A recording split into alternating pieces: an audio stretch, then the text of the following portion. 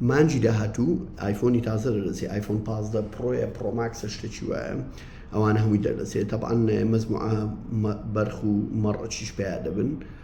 لەبەرەوەی بۆ ئەوانە دەیانەوێت یەکەمین کەس بن آیفۆنەکەیان پێبی و ئەم ڕێزمێ بۆ کەسان طبعاً تۆ ئازادی کە یەکەمین آیفۆن پێبی هیچ مشکلێ نییە کە آیفۆنەکە دەرچی یەکەمین کەس بی پێبی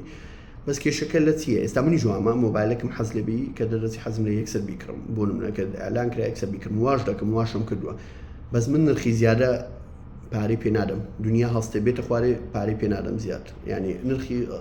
ڕسمی فەرمی خۆی چەندە ئەوەندەی پێ دەم ناچم تۆزە گرانتری پێ بدەم بەس لەبەرەوەی بڵێن ئەو دابان یەکەمین کەس بۆ ئەوی پێبوو لەم تێدەگەن ئەو یەکەمین شت کفرە لای من و دەبی یعنی ئەو کەسانە بەجددی ئەو معادلەیان تێکدا لێرە و وەت لێرێ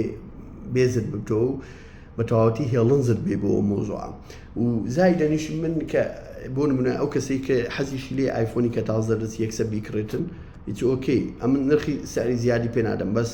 ئۆکێ تو قەرار دەیاز پارەی زیادی پێ بدێ مشکلەم نییە لەوەش ئەتا حەدێک ئازادی بەس نەک آیفۆن چاردەت هەبی بچی پازێ بکری بۆنەوە 15 وەرەقە چەندە 20 وەرەقی پێ بدەیت چەندە خۆی ساری 12 وەرەقی 8 وەرەقی زیاد پێ بێ مۆبایلی چی پێ دێ و آیفۆن چاردەشت پێیە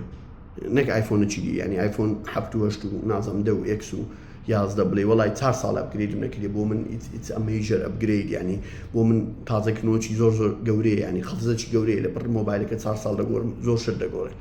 و لە عین وەختیش یعنی پار نەک آیفۆن چاردەم پێ بوو و لە هەمان کاتژە ئەو ترندەش کابرا لێرە چ دەکاتن دوو آیفۆن دەکری نفسی حەزم نفسی لەون والله من بە یەک مۆبایلیشم ناڕۆ بە دوو مۆبایلیشم دەڕۆی ئۆکەی دوو مۆبایل دەکری بەس دوو مۆبایلی جودا بکڕە با تۆزێک ڤاریشن یعنی جیاوازی هەبی یعنی ئۆکێ آیفۆن دەکری بەس آیفۆنە چی بکرێت گەورەتر کچکەتریان آیفۆنە چی مواصفاتی کەمتریان مواصفاتی زیاتر يعني أتو نفسي آيفون نفسي كفر نفسي رنگ نفسي ميموري نفسي أو موديل يعني براستي أو لا من هسكرن بكمية يعني هي مزايا ترانية شكاتو لو الأخير خلق موبايلي بكار لي بوشتي روشاني خوي يعني بزور بموبايل إيش الدروا بس أو كسر ده ولا بيني كحسي لتكنولوجيا سابورنا من هوايات من تكنولوجيا حسم لي آخر أبديتي تكنولوجيا بكار بينهم لبروي متعيلي لبينهم خوشي لبينهم وحزم لي وباشم لي بس نفري تري كابرا إيش شوارع تلفوني بس بو تبكارني بس بو تيك توك ومثلا بو نعمك وبو تلفونك وبو شتى بسيط يعني اشتي واضح مي بينك بس دتي موبايل اكستريما كدكري ولك يكيش دوش دكري ونفسي حزم نفسي اوبن بوتن وتصادشي بيبو ولما كان هر كده دتي دكري باز بيس ورقه اكسترا بيد يعني تخوا باخد يعني اوشتا اگر بس ليره نبي لتزي شي دي يعني امتناقم له هي اتاس بيني يعني بمشركي نظم يعني متى ناقم خلي لك لمني خلي وانا اون الصاله متابعه انه عكس انا ده كما تا تنجي اجتماع وانا بوانا كان يم بوانا لما كان ده ايفون موبايل زور باشو عذابا بس الاول واخير ذوقي استعمل اي او اس بكار يعني محزم لي من حزم الاندرويد بس معناوي ايفون موبايل صفر بي بس ايفون زور باشا بس لهندك شتي صفر بومن واندرويد زور باشا لو انا اللي عندك شت صفر بيبوت يعني زور باش نبي ايفون امن ناطم بكار بينم لبر 1 مليون سبب هي 1 مليون هو كاري كده وانا بود باز كم كبونا توانم ايفون بكار بينم بس توانم اندرويد شي موبايل شي وصل بكار بينم بس ناطم ايفون شي بريميوم فلاج شيب بكار بينم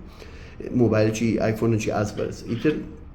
اوشتانا يعني بدي موضوع ولا ما كان كابرا اواني كبهر ايفوني بكارني بحكو اندرويد بكارني عدي دل والله ايفون باستي موبايل خاونا بروشتي وادتي ايفوني مقارنه دكاتم براور لكان لقل موبايلكي است مامناوندي اندرويد كنرخي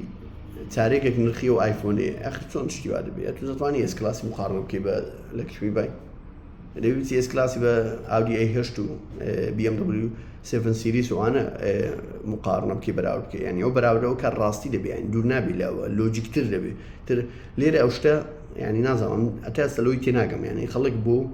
لو اشتانا اشتكان تيكلكا يعني وكو اواني وتشتغل سياره كاسكيت ستايرونو بنزين تيكلكا وقتوي نوع عمول يكشبو زمان قديم 1 امبير بنظام 4 امبير بتسمو شينك كان رونو بنزين بيكو تيكلكا نا تانشي بريو انك كسكبو تانشي روني نبو تر اوانا لاوهانا هذا بوستان باسكم ايفوني تازه كده دتي طبعا رنگه شي ماروني هي دلتي تمبورغانديه كريم سنه نازم سبيدلن والحاصل الاخيري طبعا الرنگه دبته هلال سيج رنگه زور زوانه جو كره كروكز دتاني بكاربيني دنیا هەڵستی لەسەری لە ئێستا و پێتان بڵێم یعنی ئەو ڕەنگە ئەگەر دەکڕی لە ئێستا خۆت حەزکە بۆ ڕەنگەی ئەگە بەبەرزکەوی ئەگە بەدەستکەوت و وەرەقی زیاد دەدەی باکیلی و زایدەنیش ئایفۆنی 15 پاتری زۆر گەورە دەبی کامێرەی باشتر دەبی ئەوەندە فەرقی نابی لەگە ئایفۆن سادە و ئەلەکسەر USB-کەش دەبتە تایپ سی ئەویش بە شەقی ئەوروپای ئەگەرنا ئەپڵ بەیزنەوە نەویست یعنی دەبتە تایپ سی بەس ئایفۆنی مالەگە ئێرپۆری بتە تایپ سی ئەو دەبتە تایپ سی بە تەواوەتی پێت دەڵێم ئایفۆن ینی پرۆدەکتەکانی ئەپڵ هەمووی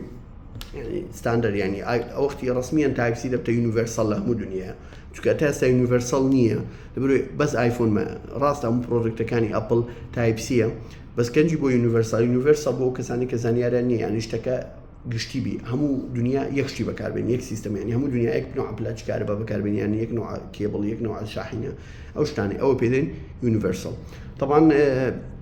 وەک پێم وتن ئەگەر حەستان لێیە ڤیدیۆک لەسەر مواصفاتەکانی ئایفۆنتان بۆ بکەم و ئایفۆنی تازە چۆن دەبی چۆن نابیان لەسەر هەرچی مۆبایلێکی تازە ئەگەر حەستان لێیە لە کومنت بۆم بنووسن وعد بۆتان دەکەم بە فول تەفاسیل بە تەفاسیلێکی مملی مزعج و ئەگەر ڤیدیۆکەشت بەڵە لایک لەبیر نەکەی هەروە سەبسکرایب لە هەمووی میمتر بۆمە لەگەڵ لایک زۆر سپاس